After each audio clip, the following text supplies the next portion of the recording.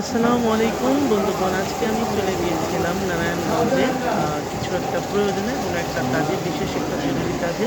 তো আজকে এসে পড়লাম নারায়ণগঞ্জের রেল স্টেশনের পাশেই অত্যন্ত পরিচিত এবং দীর্ঘদিন থেকে পরিচালিত একটি হোটেল এবং রেস্টুরেন্টে।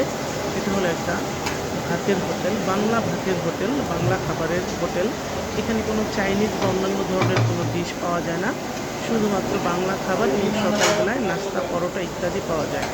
আর বলে রাখা ভালো, এই হোটেল বা এই রেস্টুরেন্টটির মূল ক্রেতা বা মূল যেই খদ্দের কাস্টমার যারা রয়েছেন, তারা বেশিরভাগই কিন্তু অত্র এলাকার আশেপাশের, যেমন রেলওয়ের শ্রমিক বা মাছ বাজারের শ্রমিক, অথবা বিভিন্ন যে পাশে যে চারার ফলের বাজার আছে সেখানকার শ্রমিক বা অফিস কর্মচারীরাই কিন্তু মূলত স্বল্প আয়ের নিম্নবিত্ত মানুষরাই কিন্তু এখানে খাওয়া দাওয়া করে থাকেন। তো আশেপাশে যারা আছেন আপনারাও কিন্তু চাইলে এসে খাওয়া দাওয়া করতে পারেন। এই যে দেখতে পাচ্ছেন স্ক্রিনে এই যে দোকানের মালিক, সেই ভাইকে।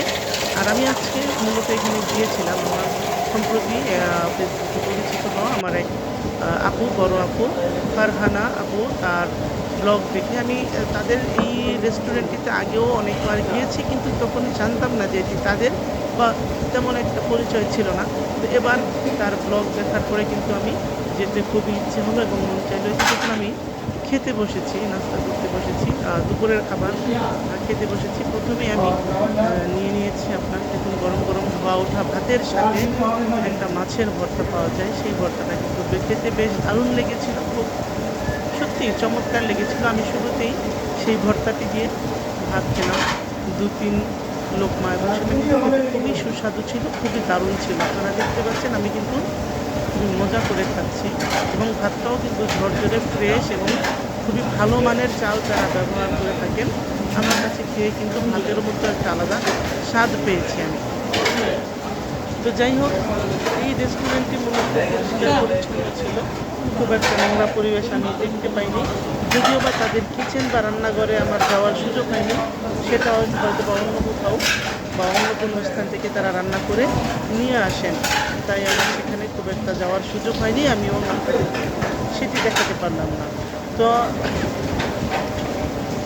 আশেপাশে যারা আছেন, নারায়ণগঞ্জ রেল স্টেশনের পাশে মসজিদ, যে একটা মসজিদ আছে, মসজিদের পাশে, ঠিক মসজিদ সংলগ্নই কিন্তু এই রেস্টুরেন্টটি অবস্থিত। তারপরে দেখতে পাচ্ছেন স্ক্রিনে আমি নিয়ে নিয়েছি একটা শুটকির তরকারি পাওয়া যায় বেগুন দিয়ে, খুব চমৎকার লেগেছিল, খুব ভালোই স্বাদ ছিল। যারা আমার মতো শুটকি পছন্দ করেন, আর নারায়ণগঞ্জের মানুষ শুটকি পছন্দ করবে এটাই স্বাভাবিক, তবুও যারা শুটকি খেতে ভালোবাসেন, শুটকি দিয়ে কিন্তু খুব মজার করে একটা তরকারি রান্না করেছিল বেগুন দিয়ে, বেগুন শুটকি, যেটার নাম ওনারা রেখেছিল। এবং সেটি কিন্তু, এবং মূল্য কিন্তু খুবই অল্প পরিমাণ ছিল, স্বল্প মূল্য, মাত্র 30 টাকায় একেবারে পেট ভরে এই তরকারিটি দিয়ে কিন্তু ভাত খাওয়ার মতো এতটাই স্বাদ বা মজার হয়েছিল এই তরকারি।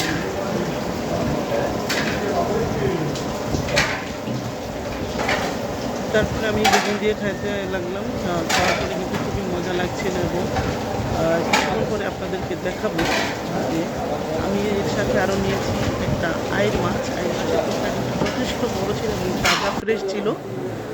এবং এই ছিল তাদের দোকানটি। আমি কি পাওয়া যায়, যখন আমি সেখানে গিয়েছিলাম তখন কিন্তু এই খাবারটি পাইনি। যে দেখুন, সুন্দর ইলিশ মাছ ভাজাও কিন্তু তারা ভালো করে পেঁয়াজ বেরেস্তা দিয়ে, এত সুন্দর একটা ঘ্রাণ আসছিল, কিন্তু ততক্ষণে আমার খাওয়া শেষ, তাই আমি ইলিশ মাছের স্বাদটি নিতে পারিনি। স্ক্রিনে আপনারা দেখতে পাচ্ছেন মাছের ভর্তা, বিভিন্ন প্রকার মাছ, পাঙ্গাস মাছ।